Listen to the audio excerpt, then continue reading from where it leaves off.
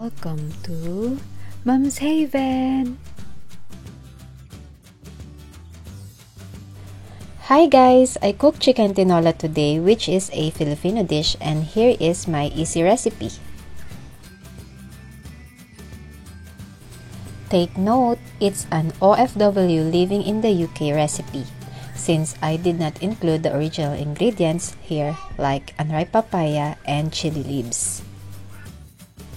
First is just I prepared all the ingredients. I prefer to boil the chicken first to remove some fats, and then slice the ginger and garlic and heat the pan over medium heat. And then just saute some ginger and garlic and put in the chicken. Add in salt and pepper according to your taste.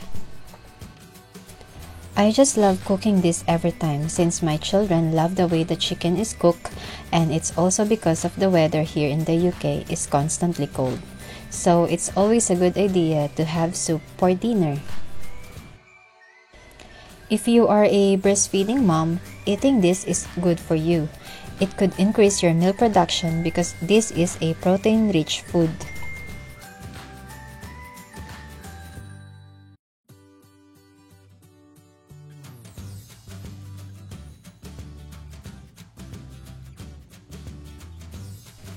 As you can see, I put a good amount of salt and pepper because I'm intending to put a lot of water.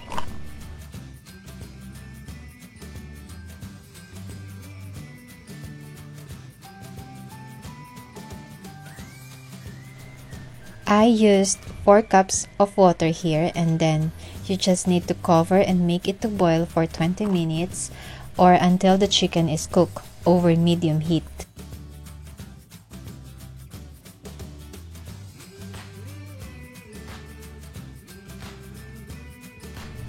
Lastly, you'll add spinach, and that's it.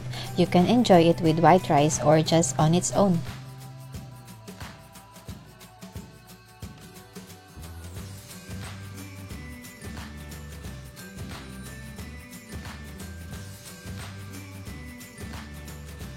Thank you so much for watching. Share and comment down below and give it a thumbs up if you like this video. Please support and subscribe to my channel and click the notification bell for instant updates. And see you on the next one. Bye!